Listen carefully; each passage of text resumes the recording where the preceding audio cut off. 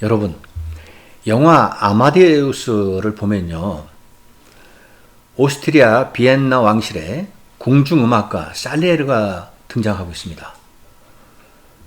이 살리에르는 그 당시 그 왕궁에서 모든 음악을 관할하는 그런 사람이었어요.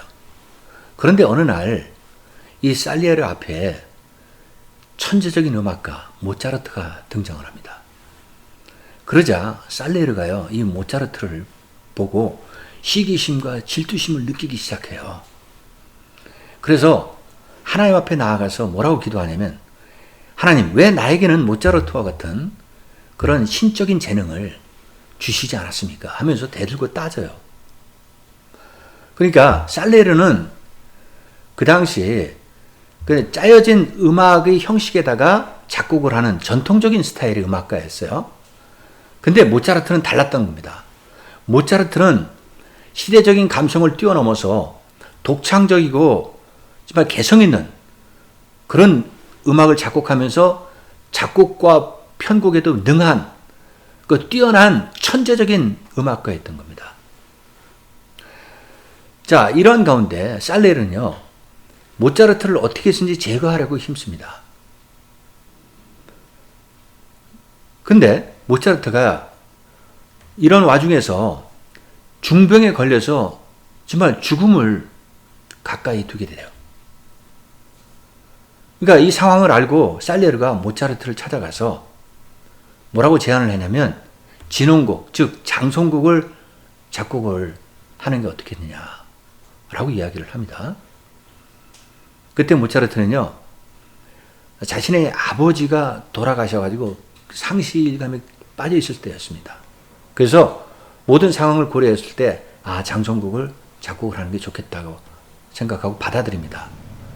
그래서 그 장송곡을 작곡을 하는데, 마지막 장면에서 보면요, 이 살리에르가 모차르트가 불러주는 악상을 막 적고 있어요. 받아 적는 겁니다. 그러니까 살리에르의 의도는 뭐냐면, 어떻게든지 모차르트가 죽기 전에 이 장송곡을 받아내서 자기 것으로 만들려는 그런 어떤 야심을 보여주고 있다는 겁니다. 자, 근데 모차르트가 마지막 임종을 앞에 두고 너무 힘들어서 살리에르에게 뭐라고 그러냐면, 이제 좀 쉬고 싶지 않냐고 말을 하니까 살리에르가, 아니, 나는 피곤하지 않아. 그러면서 계속 모차르트에게 작곡을 시킵니다. 그런 모습이 보여져요. 그래서 저는 이 마지막 장면에서 살리에르가 정말 자신의 정력을 위해서 어떤 수단과 방법을 가리지 않고 이와 같이 하고 있구나 라는 것을 알 수가 있었어요. 그러니까 여기서 우리가 하나 생각해 볼 수 있는 게 뭐냐면, 지금 오늘날 우리 교회에서도요, 이 성도들의 정력의 문제로 인해서 많은 여러 가지 갈등과 분열이 나타나고 있다는 겁니다. 그래서 우리가 지난주 말씀에서 사도 바울이요, 로마 교회를 이야기했잖아요. 그 로마 교회 성도들이 복음을 전하면서 두 개의 그룹으로 나눠진다고 말씀을 드렸어요. 한 그룹은 순수하게 복음을 전하면서 그리스도의 사랑을 전하는 그룹이 있는 반면에, 또 한 그룹은 분쟁과 투기로 복음을 전하는데, 그들은 이기심과 탐심으로 자신의 정욕을 채우기 위해서 복음을 전한다, 제가 말씀을 드렸어요. 그러니까 이러한 모습들이 오늘날 우리 교회에서도 계속 나타나고 있다는 겁니다. 그래서 결국은 교회들이 분열과 갈등을 일으키고 싸움과 다툼으로 인해서 쪼개지고 갈라지고 무너지는 경우가 너무나 많이 보여지고 있다는 겁니다. 자, 그러면 오늘 본문에서도 우리가 중점적으로 이야기하는 이 정욕, 정욕은 무엇이냐? 영어 성경에 보면요, 정욕을 desire라고 표현하고 있어요. 그러니까 desire는 우리나라 말로 해석하면 욕망, 욕구, 그리고 우리가 원하고 얻고자 하는 것, 바라는 것, 그걸 이야기한다고 할 수 있겠습니다. 그래서 미국의 유명한 심리학자 매슬로우는요, 우리 인간들에게는 욕구 5단계설이 존재한다고 이야기를 해요. 그 매슬로우 욕구 5단계설인데, 우리 인간들이 가장 처음에 나타나는 욕구는 뭐냐? 기본적인 욕구, 즉 생리적인 욕구예요. 의식주에 관한 욕구가 나타나고요. 그 다음에 나타나는 욕구가 안전에 대한 욕구입니다. 그러니까 어떤 적의 공격으로부터 위험 상황으로부터 보호받고자 하는 그런 안전의 욕구. 그리고 또 나타나는 게 사회적인 욕구예요. 소셜 욕구인데 이거는 어떤 소속이나 집단에 소속하고자 하는 귀속감의 욕구가 있다라는 거예요. 그리고 또 나타나는 게 존경의 욕구예요. 이거는 사람들로부터 존경받고자 하는 그런 욕구. 그리고 마지막에 나타나는 게 자아실현의 욕구입니다. 이거는 자신이 가지고 있는 재능이나 달란트를 가지고 자기를 완성시키기 위해서 노력하는 것, 성취하고자 하는 욕구가 나타난다는 겁니다. 그래서 우리 인간들은 이런 욕구 중심으로 살아가기 때문에 이런 어떤 정욕의 문제가 끊임없이 발생한다는 거죠. 따라서 지금 오늘 본문에서도요, 야고보서가 교회 성도들, 즉 그리스도인들에게 이야기하고 있는 게 너희들이 지금 교회 안에서 싸움과 다툼이 일어나고 있다는 겁니다. 그건 왜 그러냐? 정욕 때문에 그렇다는 거예요. 그러면 지금 궁극적으로 야고보가 강조하고자 하는 건 그러면 어떤 정욕으로 인해서 이런 문제가 나타나는지 그걸 우리가 깊이 있게 좀 살펴보자는 거죠. 그리고 나아가서 야고보는 우리 그리스도인들에게 진정한 하나님의 사람으로 살아가기 위해서는 또 어떠한 삶을 살아가야 되는지 라고 강조하고 있는 것을 우리가 함께 생각해 보자는 겁니다. 자, 그래서 오늘 본문의 제목을 하나님의 사람으로 사는 법이라고 이렇게 정해봤어요. 그럼 먼저 이 야고보서에 대한 전반적인 내용을 좀 말씀을 드리겠는데, 첫째, 그러면 야고보서를 쓴 저자는 누구인가 하면요, 신약 성경에 보면요, 야고보라는 사람의 이름이 여러 명 등장하고 있어요. 근데 학자들은 이 야고보서를 쓴 저자는 예수님의 동생 야고보가 썼다라고 이렇게 주장을 하고 있습니다. 그게 지배적인 의견이에요. 근데 예수님이 12제자들 중에서도 야고보라는 이름을 가진 사람이 2사람이나 있었어요. 한 사람은 세베대의 아들 사도 요한의 형제 야고보가 있었죠. 그리고 또 한 사람은 알페의 아들 야고보도 있었어요. 이 야고보는 우리가 작은 야고보로 불리는데, 그러니까 이런 사도 야고보가 야고보서를 쓴 게 아니라는 겁니다. 예수님의 동생 야고보가 썼는데, 그러면 동생 야고보는 어떤 사람이었나? 그는 원래 예수님을 믿고 따르지 않는 그런 사람이었어요. 거기에 대해서는 마가복음 6장 3절에 잘 나타나 있습니다. 제가 한번 읽어볼게요. 이 사람이 마리아의 아들 목수가 아니냐? 야고보와 요셉과 유다와 시몬의 형제가 아니냐? 그 누이들이 우리와 함께 여기 있지 아니하냐? 하고 예수를 배척한지라. 이 상황은 예수님께서 갈릴리 지방으로 복음을 전하러 가셨습니다. 갈릴리는 예수님의 고향이잖아요. 근데 고향에 있는 사람들이 예수님을 거부하고 믿지 않았어요. 배척했습니다. 근데 그들 중에는 예수님의 형제 자매들이 있었다는 거예요.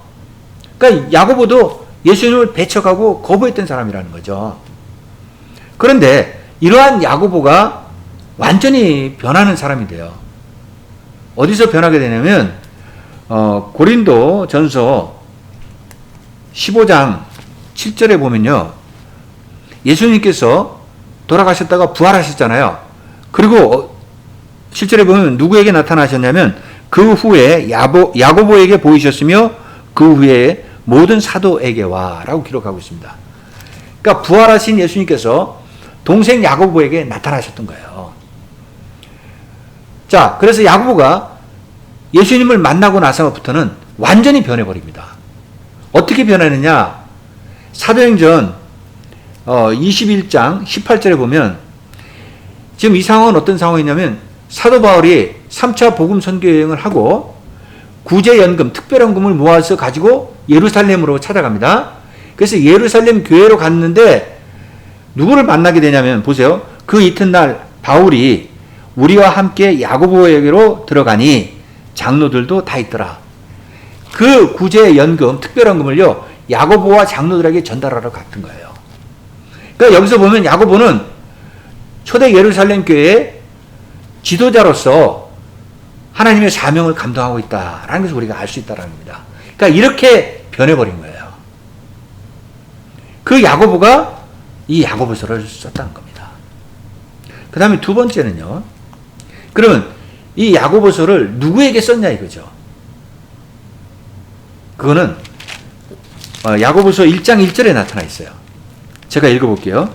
하나님과 주 예수 그리스도의 종 야고보는 흩어져 있는 12지파에게 문안하노라. 지금 야고보가 흩어져 있는 12지파에게 이 야고보서를 썼다라고 지금 기록하고 있는 거예요. 흩어져 있는 12지파는 바로 이스라엘의 12지파인데 고난과 핍박으로 초대 그리스도인들이 뿔뿔이 흩어졌잖아요. 그들에게 지금 이 야고보서를 쓰고 있다는 겁니다. 그러니까 그리스도인들에게 지금 쓰고 있는 거예요. 그 다음에 이 야고보서를 쓴 목적은 무엇이냐? 그거는 바로 방금도 이야기했듯이 흩어져 있는 유대 그리스도인들이 있잖아요. 그들이 환난과 핍박과 지금 많은 고난을 당하고 있는 그런 상황이에요. 그들에게 야고보가 지금 하고자 하는 말은 너희들이 그런 고난을 당하고 박해를 당한다 할지라도 끝까지 참고 인내하고 그리스도의 복음을 전하라는 겁니다. 그리고 그리스도의 사랑을 실천하면서 진정한 그리스도인으로 살아가라 라고 하면서 이 야고보서를 쓰고 있는 거예요. 그러니까 지금 야고보는 궁극적으로 뭘 강조했냐면요. 행함이 없는 믿음은 아무런 쓸모가 없다고 강조하고 있어요. 그러니까 믿음도 중요하지만 행함도 동시에 중요하다는 것을 강조하고 있다는 거죠. 그러니까 우리가 지난번에도 제가 말씀드렸듯이 우리 그리스도인들이 구원을 이루어가는 과정에 있어서 칭의를 받잖아요. 그러니까 믿음으로 의롭게 되잖아요. 그 다음에 우리가 또 함께 동시에 이루어가야 된다는 게 뭐라고 말씀드렸습니까? 성화라고 말씀드렸죠. 그러니까 성령의 역사하심으로 우리는 그리스도를 닮아가야 된다는 겁니다. 그래서 justification하고 sanctification이 동시에 이루어져야 되는 그런 어떤 우리가 믿음 생활을 해야 된다라고 말씀을 드렸어요. 그러니까 믿음과 행함은 따로따로 이루어지는 게 아니라는 거죠. 같이 가야 된다는 겁니다. 그걸 야고보가 중점적으로 강조하고 있다는 거죠. 그래서 오늘 지금 본문 4장에서도 그리스도인으로서 어떻게 우리가 지금 하나님의 사람으로 살아가야 되는지 그것을 강조하고 있다는 겁니다. 자, 그러면 오늘 본문을 보시겠습니다. 먼저 1절을 보십시오. 제가 한번 다시 읽겠습니다. 너희 중에 싸움이 어디로부터 다툼이 어디로부터 나느냐? 너희 지체 중에서 싸우는 정욕으로부터 나는 것이 아니냐? 지금 야고보가 그리스도인들에게, 즉 흩어져 있는 그리스도인들에게 이와 같이 이야기하고 있는 거예요. 너희들 교회 안에서 지금 싸움과 다툼이 일어나고 있다는 겁니다. 그 싸움이 어디서부터 온 거고 다툼이 어디서부터 온 거냐? 라고 질문하고 있어요. 그러면서 자신이 뭐라고 또 답변을 하냐면 내 그 싸움과 다툼은 어디로부터 온다? 지체들의 정욕으로부터 온다. 라고 강조하고 있다는 겁니다. 그러니까 원어에서 보면요. 이 싸움은 비교적 큰 규모의 갈등이에요. 그러니까 어떻게 보면 전쟁 같은 것도 여기 포함되는 겁니다. 그리고 다툼은요. 자기 개인적인 어떤 갈등에서 나타나는 거. 그러니까 규모가 그렇게 크지 않은 그런 것을 이야기한다고 우리가 생각해 볼 수 있다는 거죠. 근데 하여튼 크든 작든 이런 싸움과 다툼이 지금 교회 안에서 지체들에 의해서 나타나고 있는데 궁극적인 이유는 뭐냐? 정욕 때문에 그렇다는 거예요. 그러니까 이 교회의 모습이 세상과 크게 다르지 않다는 겁니다. 세상에서 싸우는 모습들이 그대로 교회에서 싸우고 있다는 거죠. 그러니까 여기서 지금 야고보가 궁극적으로 강조하고자 하는 게 뭐냐면요. 각 성도들, 그 개인들, 지체들, 너희들에게 문제가 있다는 겁니다. 그래서 너희가 지금 이 시점에서 교회의 분열과 갈등의 원인이 자신들로부터 있는 거 아닌지 그걸 한번 점검해 보라는 겁니다. 내 문제가 아닌지를 확인해 보라는 거예요, 지금. 그걸 화두로 던지고 있는 겁니다. 자, 그래서 사도 바울도요, 고린도전서 3장 1절에서부터 3절까지 해서 뭐라고 지금 이야기하고 있냐면요. 제가 한번 읽어보겠습니다. 형제들아, 내가 신령한 자들을 대함과 같이 너에게 말할 수 없어서 육신에 속한 자, 곧 그리스도 안에서 어린아이들을 대함과 같이 하노라. 내가 너희를 젖으로 먹이고 밥으로 아니하였느니 이는 너희가 감당하지 못하였음이거니와 지금도 못하리라. 너희는 아직도 육신에 속한 자로다. 너희 가운데 시기와 분쟁이 있으니 어찌 육신에 속하여 사람을 따라 행함이 아니하리요. 자, 지금 여기서 바울이요, 우리 교회 안에 그리스도인의 타입을 두 가지 타입으로 이야기하고 있어요. 한 타입은 신령한 자라는 겁니다. 신령한 자는 성령이 충만한 사람들이에요. 그래서 성령의 지배를 받으면서 그들은 하나님의 말씀에 순종하며 나아가는 사람들. 그러니까 그들은 전적으로 성령으로 살아가는 사람들이에요. 근데 또 한 그룹은 어떤 그룹이냐? 뭐라고 그러냐면 육신에 속한 자라는 겁니다. 그들이 성령을 안 받은 건 아니에요. 성령을 받았어요. 그리스도인들이에요. 교회 안에 있어요. 그런데 성령의 지배를 받고 살아가는 게 아니라 육신의 정욕의 지배를 받으면서 살아간다는 겁니다. 그러니까 그들은 세상에 믿지 않는 사람들 있잖아요. 그럼 불신자하고 거의 비슷한 생활을 하는 사람들이에요. 그래서 그들은 세상을 더 사랑하고 하나님을 멀리하는 겁니다. 그러니까 하나님 중심이 아니라 자기 중심으로 살아가는 거예요. 세상의 것들을 바라보면서. 그래서 이러한 사람을 현대사회에서는 쾌락주의자라고 이야기하는 거예요. 그러니까 그들은 전적으로 그리스도인이면서 문제가 있는 사람들이라는 겁니다. 그게 바로 육신의 정욕에 따라 살아가는 육신에 속한 자들, 그들을 이야기하고 있는 거예요. 여러분, 우리가 이걸 잘 생각해야 됩니다. 과연 우리가 어떠한 모습으로 살아가고 있는지 자신을 돌아봐야 된다고요. 자, 이어서 2절과 3절 보세요. 제가 읽겠습니다. 너희는 욕심을 내어도 얻지 못하여 살인하며 시기하여도 능히 취하지 못하므로 다투고 싸우는도다. 너희가 얻지 못함은 구하지 아니하기 때문이요 구하여도 받지 못함은 정욕으로 쓰려고 잘못 구하기 때문이다. 지금요, 야고보가 뭐라고 그러냐면 여기서는 너희들이 욕심을 내서 얻으려고 해도 얻지 못하고, 그리고 살인을 하며 시기하면서 남의 것을 빼앗고 취하려고 해도 너희들이 얻지 못하는 겁니다. 받지 못한다는 겁니다. 근데 그 궁극적인 이유가 뭐라고 이야기합니까?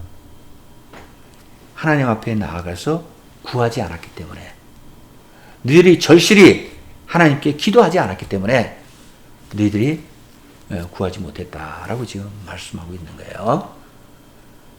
자, 그럼 우리가 역으로 한번 생각해 보세요. 우리가 하나님 앞에 나가서 구하면 하나님께서 그 기도에 다 응답해 주십니까? 아니잖아요. 근데 여기서 또 야고보가 뭐라고 그러냐면 너희들이 하나님 앞에 구한다 할지라도 정욕을 쓰기 위해서 구하는 그런 기도, 하나님께서 그거 들어주시지 않는다는 겁니다. 이건 맞는 말씀이잖아요. 너희들이 잘못된 동기로 하나님 앞에 나아가서 하는 그런 기도 있잖아요. 너 자신들의 유익만을 위해서 하는 그런 기도, 기복적인 신앙 있잖아요. 무조건 하나님 나에게 축복해 주시옵소서 하는 그런 기복적인 기도, 이거 하나님 절대로 들어주지 않는다는 겁니다. 왜? 동기가 잘못됐다라는 거예요, 그거는. 하나님이 그런 기도를 들어주세요? 아니라는 거죠. 그걸 우리가 분명히 깨달아야 된다는 겁니다. 자, 그럼 이어서요. 4절과 5절 보세요. 가늠한 여인들아, 세상과 벗된 것이 하나님과 원수됨을 알지 못하느냐. 그런즉 누구든지 세상과 벗이 되고자 하는 자는 스스로 하나님과 원수가 되는 것이니라.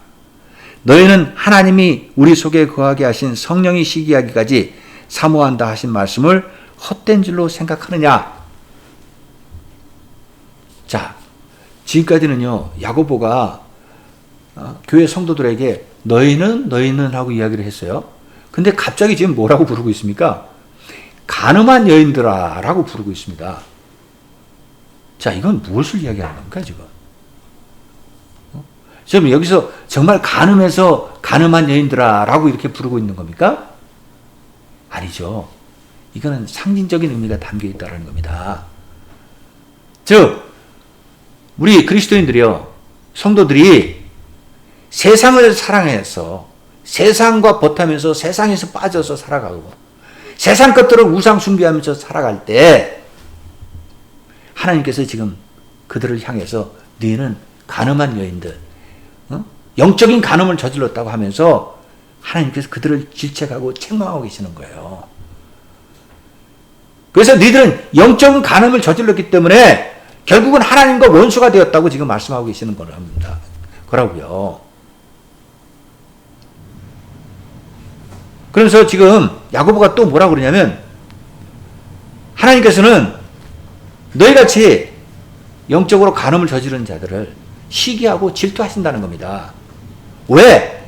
그들은 하나님을 사랑하지 않고 세상의 것들을 우상 숭배하면서 나아갔기 때문에 하나님께서 질투하신다고 지금 말씀하고 계시는 거예요. 그럼 이 하나님의 질투가 우리 인간들이 하는 그 질투와 같은 겁니까? 아니죠. 본질적으로 다르다는 겁니다. 인간들이 하는 질투는 악의적인 나쁜 의도에서 하는 질투예요. 그러나 하나님이 하시는 질투는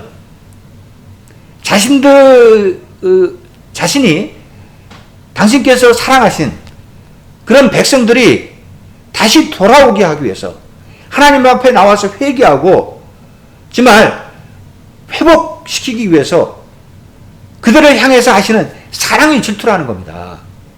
그게 다르다는 거예요. 그래서 궁극적으로 하나님께서 말씀하시고자 하는 것은 너희는 세상을 사랑하지 말고 나를 온전히 사랑하라 라고 지금 강조하고 계신다는 거죠. 자, 그래서 사도 요한은요, 요한 1서 2장 15절 16절에서 뭐라고 지금 기록하고 있냐면, 제가 읽어보겠습니다. 이 세상이나 세상에 있는 것들을 사랑하지 말라. 누구든지 세상을 사랑하면 아버지의 사랑이 그 안에 있지 아니하니, 이는 세상에 있는 모든 것이 육신의 정욕과 안목의 정욕과 이생의 자랑이니 다 아버지께로부터 온 것이 아니요 세상으로부터 온 것이라. 지금 요한이 뭐라고 이야기하고 있습니까? 자, 너희들이 세상을 사랑하고 세상 것들을 사랑하게 되면 거기에는 하나님의 사랑이 없다라는 거예요. 그러니까 세상의 모든 것들은 어디로부터 온 거냐? 육신의 정욕, 안목의 정욕. 즉 하나님부터 온 게 아니라 세상으로부터 온 거라는 겁니다. 세상을 움직이는 사탄 마귀로부터 온 거라는 거예요.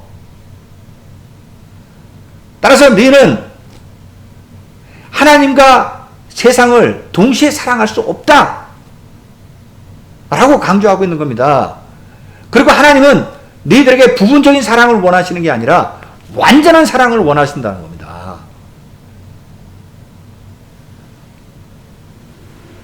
자, 여러분, 한 2년 전에 모 방송국에서 아주 인기리에 방영했던 부부의 세계라는 드라마, 그걸 보면요, 남편 태호가 내연녀 다경과 불륜을 저질러요. 간음을 저지르고 나서 아내 선호한테 가서 뭐라고 그러냐니까, 사랑한 것은 죄가 아니잖아 라면서 소리칩니다. 그러니까 그는 지금 자신의 아내를 두고 다른 여자를 사랑하고 불륜을 저지르고 간음을 저지르는 것이 죄는 아니다라고 지금 주장을 하고 있어요. 여러분, 이게 맞는 올바른 주장입니까? 아니죠. 하나님께서는 분명히 간음은 죄라고 말씀하고 계세요. 근데 그는 지금 두 여자를 사랑하면서 사랑하는 건 죄가 아니다, 간음하는 건 죄가 아니다라고 자신만의 정욕을 채우기 위해서 그런 편견된 모습을 보여주고 있다는 겁니다. 어떻게 두 여자를 동시에 사랑하면서 간음을 저지르고 자신의 정욕을 채울 수 있습니까? 그건 아니죠. 자, 이어서 오늘 본문의 6절과 7절을 보십시오. 그러나 더욱 큰 은혜를 주시나니 그러므로 일렀을 하나님이 교만한 자를 물리치시고 겸손한 자에게 은혜를 주신다 하였느니라. 그런즉 너희는 하나님께 복종할지어다. 마귀를 대적하라. 그리하면 너희를 피하리라. 지금 여기서는 야고보가 너희들이 정욕에 따라 살았다 할지라도 하나님 앞에 회개하고 나와서 죄인됨을 인정하면요, 하나님께서 더 큰 은혜를 베푸신다는 겁니다. 자, 그러기 위한 대전제가 뭐였냐면 교만하지 말고 하나님 앞에서 겸손하라는 거예요. 겸손한 자로 살아가야 된다는 겁니다. 그 겸손으로 살아가기 위해서는 첫 번째, 뭘 이야기하고 있냐면요, 자, 하나님에게 복종해야 된다는 겁니다. 너 자신의 정욕이나 너 자신의 욕망 이런 걸 드러내서는 안 된다는 거야. 하나님 앞에 철저히 복종하고 하나님 말씀에 순종하며 나아가야 된다 라고 강조하고 있는 겁니다. 그리고 또 둘째는 뭘 이야기하냐면 마귀를 대적하라는 겁니다. 그러니까 마귀를 대적하기 위해서는 우리 그리스도인들이 어떻게 해야 될까요? 확고한 믿음을 가지고 하나님 앞에 나아가야 되는 거예요. 그러면 우리는 그리스도 안에 있기 때문에 그리스도의 크신 권능과 능력으로 마귀를 물리칠 수 있는 겁니다. 따라서 마귀들은 우리가 정말 진정한 믿음의 그리스도인이라는 것을 알게 되면 우리를 피하고 떠나게 된다는 거죠. 그걸 강조하고 있다는 겁니다. 자, 그럼 이어서 8절과 9절 보십시오. 하나님을 가까이 하라. 그리하면 너희를 가까이 하시리라. 죄인들아 손을 깨끗이 하라. 두 마음을 품은 자들아 마음을 성결하게 하라. 슬퍼하며 애통하며 울지어다. 너희 웃음을 애통으로 너희 즐거움을 근심으로 바꿀지어다. 자, 여기서는 지금 너희들이 하나님의 은혜를, 더 큰 은혜를 누리기 위해서는 대전제로 뭐를 이야기합니까? 하나님을 가까이 해야 된다는 겁니다. 하나님을 가까이 한다는 의미는 뭐냐? 하나님과 친밀한 관계를 계속 유지해야 된다는 거예요. 그리고 날마다 기도에 힘쓰고 말씀 읽고 묵상하며 나아가야 된다는 겁니다. 그러니까 늘 하나님과 교제가 이루어져야 된다는 거죠. 그러면 하나님께서도 너희를 가까이 하실 거라는 거예요. 여러분, 이런 말이 있어요. 우리가 누군가를요 사랑하게 되고 가까이 하게 되면 그 사람을 닮아간다는 말이 있습니다. 그러니까 하나님을 가까이 하고 하나님을 사랑하게 되면 하나님을 닮아가게 되는 거예요. 그렇지만 세상을 가까이 하고 세상을 사랑하면 우리가 세상을 닮아가게 된다는 거죠. 그 논리예요. 그러니까 세상을 닮아가서는 안 된다는 거죠. 하나님을 닮아가야 된다는 겁니다, 우리가. 그래서 가까이 하라고 지금 강조하고 있는 거예요. 근데 가까이 하는 방법으로 첫 번째는 자기 손을 깨끗이 해야 된다는 거예요. 이건 무엇이냐? 우리가 늘 하나님 앞에 죄 짓지 않기 위해서, 그리고 회개하면서 나아가야 된다는 겁니다. 우리 회개가 우리 일상이 돼야 된다고요.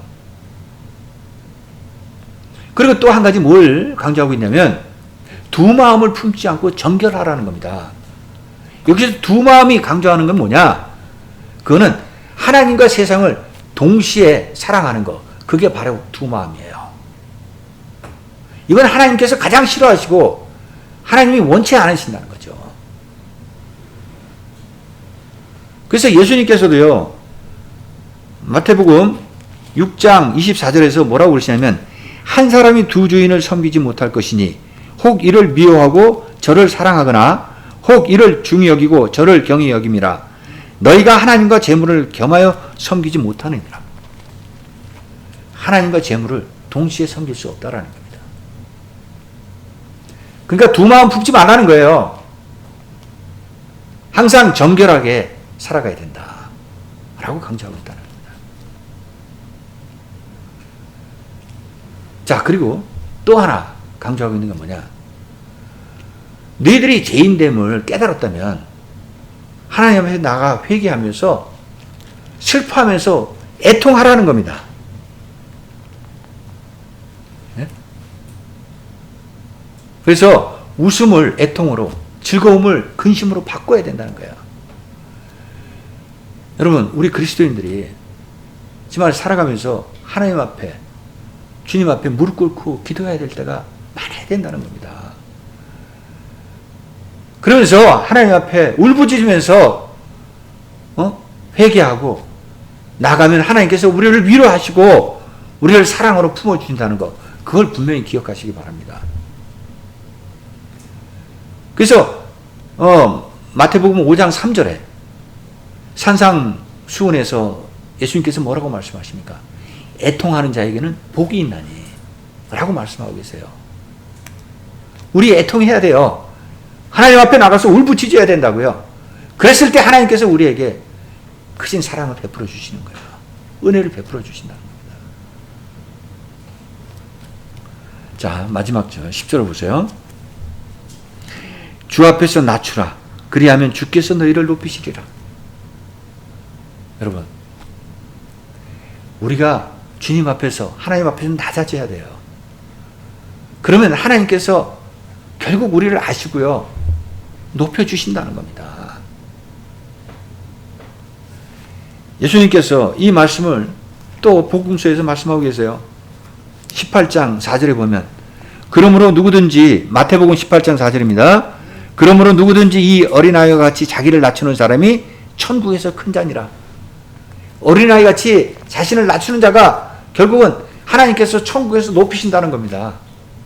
여러분, 우리가 하나님 앞에 정말 낮아지고 겸손해져야 됩니다. 그때 하나님이 우리를 들어 쓰시고 우리에게 크신 은혜와 축복을 내려주시는 거예요.